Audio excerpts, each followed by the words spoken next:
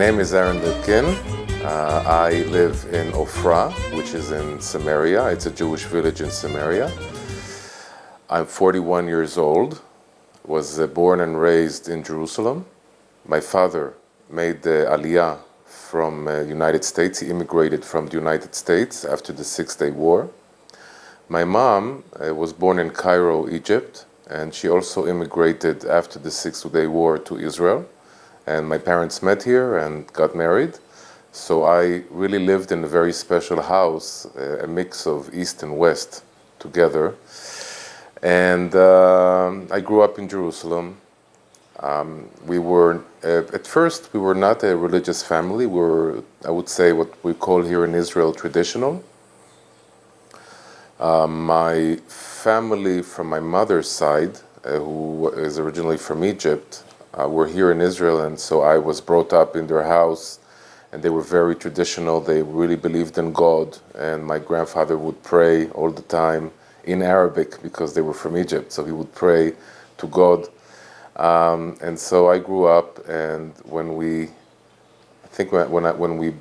I was 16 years old, my father received a letter from a Christian woman in Texas.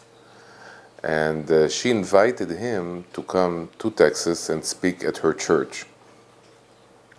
And for us it was a bit strange because as a Jew living in Israel and being raised in the educational system here, we were brought up on the stories of how the Jewish people was persecuted in the Holocaust and during the Crusades. And for us to encounter Christians who love Israel, who support the Jewish state, is something that was really at that time was so strange. And so my father traveled to Texas for the first time. He appeared at her church, and since then, since 1995, he's been going back and forth to the United States, to Canada, to Europe, appearing in churches of all denominations and speaking about Israel, about the politics, about Middle East affairs. And I traveled with my father many times, and I went into churches, and I was astonished, I was surprised at how much support we have. You know, as Israelis, as Jews, we feel that the whole world is against us, that we are alone. And when you come and you see suddenly that you're not alone, that there are millions and millions of Christians who love Israel, who support Israel, it's really heartwarming.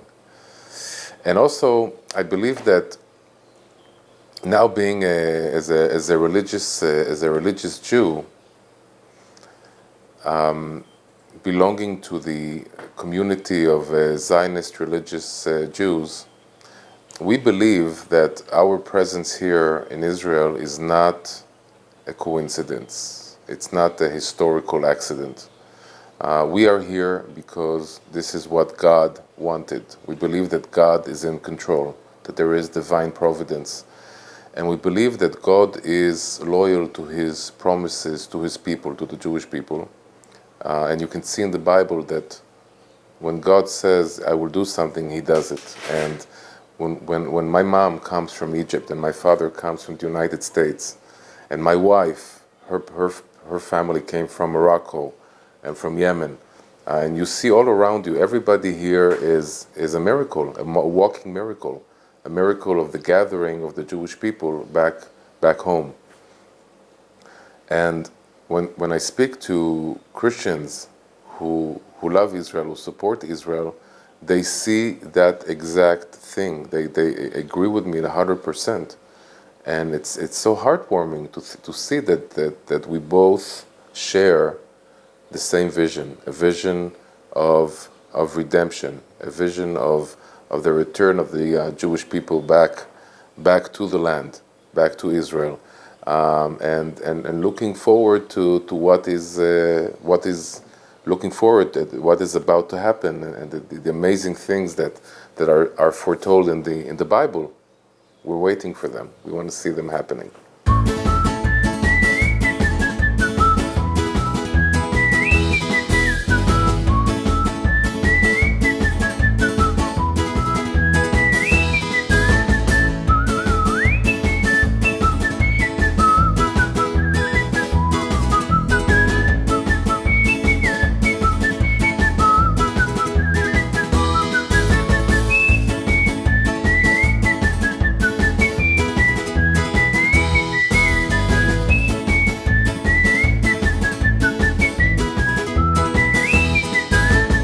I've been working in tourism for the past 15 years. At first, I worked mainly with Jewish youth and students from the United States. I would bring them to Israel, and we would create an educational program that would strengthen their identity, their Jewish identity, so when they go back home to the United States, they become Jews, stronger Jews, and will continue their Jewish life and their Jewish traditions. About 5 years ago, I decided that I want to do the same thing with Christians. I want to create a visit to Israel that is not a tourist visit. That is it is a spiritual experience, and not a Christian spiritual experience, but a biblical one. Something that would also connect Christians and Jews together, just like I experienced myself in the past 25 years.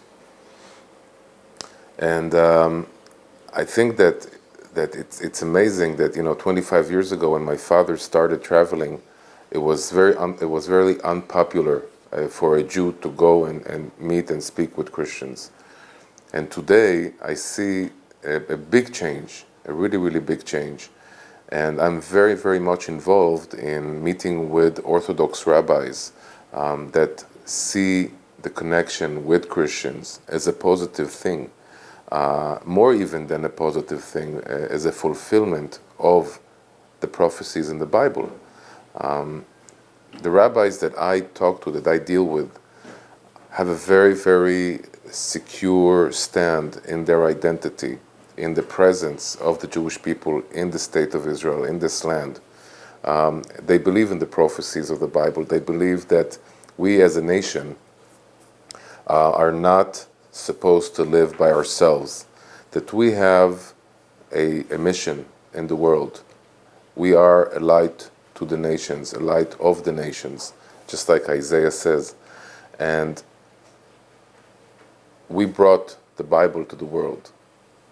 And this Bible that we've been keeping, sometimes risking our lives for the past 3,000 years, to have this amazing book, a book that is directly from God, with divine wisdom, that in this divine wisdom is not just for the Jewish people, it's for the whole world.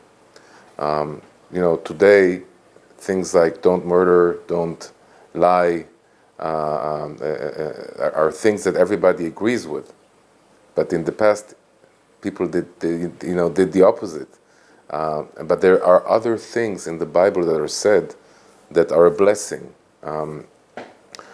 Just to give you an example, the idea of a day of rest, of Shabbat, is it says in the Jewish tradition that more than the Jewish people kept Shabbat, Saturday, kept the Jewish people. It guarded them. And being a traditional Jew as a kid, and today being religious, I see the difference in my life after keeping Shabbat, after upholding the idea of a day of rest on Saturday. I see the blessing that it gives to my family, to me personally, to my community. This is a time of coming together and talking and closing the phone and the computer, everything, just to be with your family, with your community. This is a blessing, and it's not just a blessing for the Jews, it's a blessing for the whole world. So there's so many things that we can talk about that we should all share and together to improve our lives as human beings. When I worked with the Jewish youth, bringing them to Israel, I brought them to Tel Aviv, to Jerusalem, to Haifa, to the Golan Heights. But I did not bring them to a very, very important place in Israel, and that is Judea and Samaria. A lot of people have a picture of Judea and Samaria being a war zone, a place that if you come and visit as a tourist, that's the last place you want to go to. And this view is promoted obviously by the news networks, and that's what people see. That's what they are exposed to. And when I moved here, 2000, in the year 2000, that's 16 years ago, I suddenly encountered a place that is, first of all, beautiful. Just beautiful, mountains and valleys, and the skies, and it's just a beautiful place to visit. But Israel has a lot of beautiful places to visit. So what makes Judea and Samaria special? Judea and Samaria are the biblical heartland of Israel. 99% of the Bible happened in Bethel, in Shiloh, in Hebron, in Judea and Samaria, not in Tel Aviv, not in Haifa. These are important places, but the most important place in Israel, the biblical heartland, is Judea and Samaria.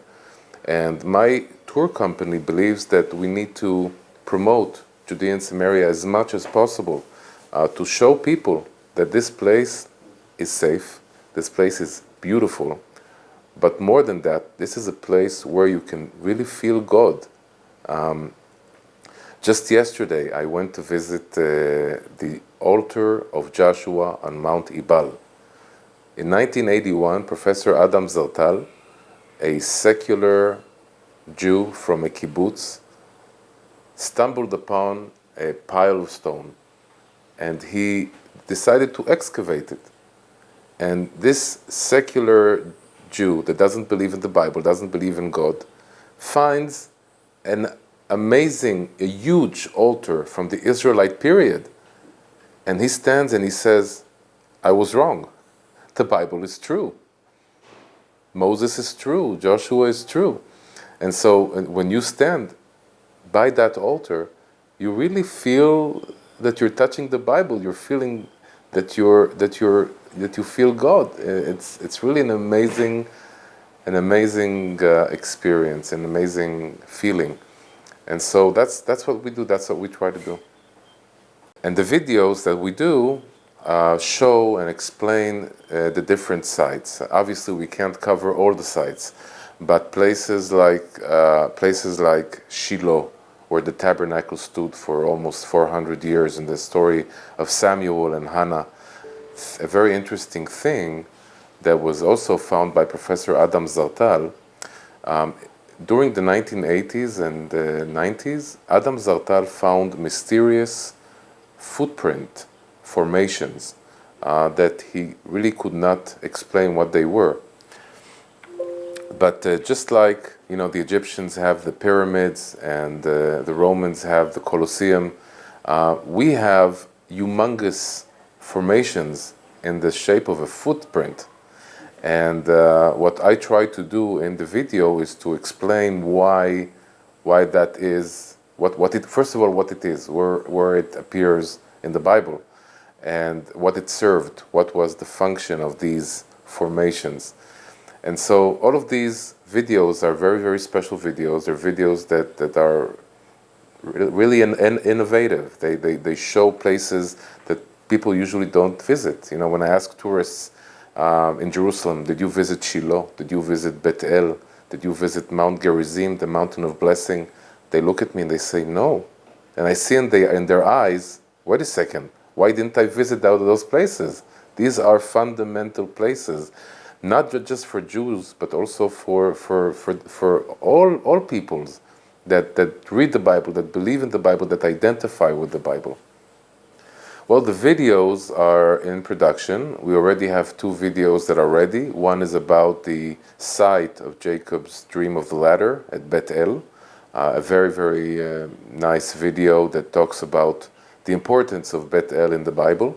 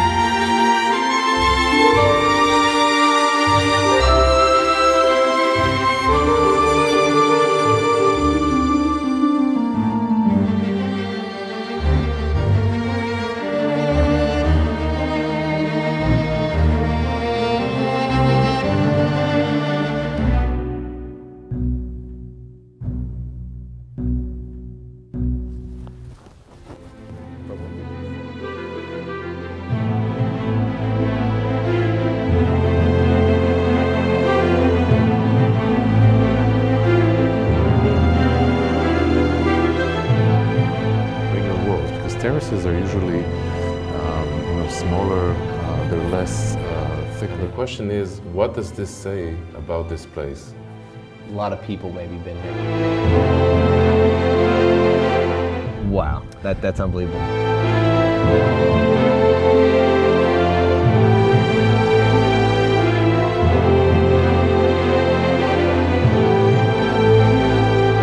Now listen to this. When Josiah set eyes on the graves, just the hope that one day, the nation of Israel would once again walk in that destiny, of prophecy and all the things.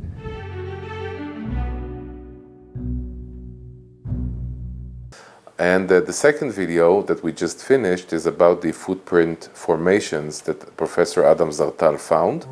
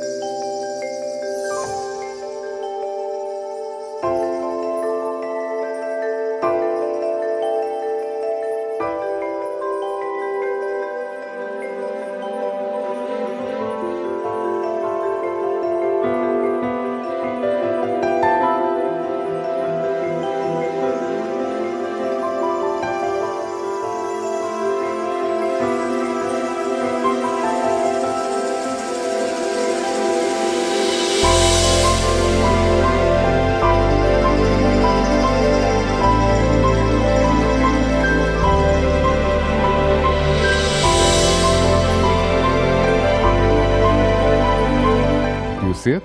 Wow. Now a lot of scriptures are coming to mind. Try to imagine hundreds and thousands of Israelites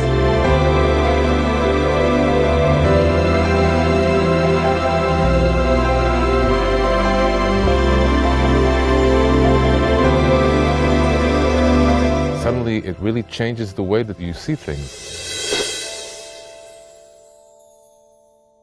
And hopefully in the next half a year, we will have the next two DVDs about Shiloh and about the altar of Joshua on Mount Ebal. I'm an optimistic person, and we look around us, and there is a lot of problems going around. But as a Jew living in Israel, I see that God is blessing Israel. God is blessing the state of Israel in many ways. I mean, if you would tell me 5 years ago that we had gas, that we had oil, I would laugh. I would think that you're telling me a joke. And suddenly we have gas. It's amazing. God is really blessing us. We are a very gifted state, a gifted people, a high-tech nation. Really, I'm really happy to see how Israel is growing, how Israel is developing. But I believe that Israel needs also to develop in other ways. It needs to develop also spiritually. And I think that part of the return of the Jewish people to the land is also the return to God, is to return to the Bible, to the land, to agriculture also. And I believe that this will continue. I also believe that people from all around the world will slowly understand that, again, that we are not This is not an accident. This is not a circumstance. This is a process that is directed by God, and that God is directing it to a certain direction. And I think that eventually people will come around that, but it will take time. And meanwhile, we have to do our best to be good people, to be good followers of God and the Bible, and to spread God's word as much as possible in the world. My dream, my wish is that God will appear again to all of us, not just for the Jews, but for the whole world. A dream of the return of prophecy, that we can, if I stand today in Jerusalem and I say God is talking to me, an ambulance will come and take me to a hospital, to a mental institution. But the Bible is a book of people who claimed that God spoke to them. Moses, Joshua, Elijah, and God spoke to them in a clear voice. And people that heard the prophets talk believed that the prophets are saying the truth. And my dream is that this will once again be a living reality, because today our lives are lacking without the clear voice of God. And I hope to see you soon in Israel.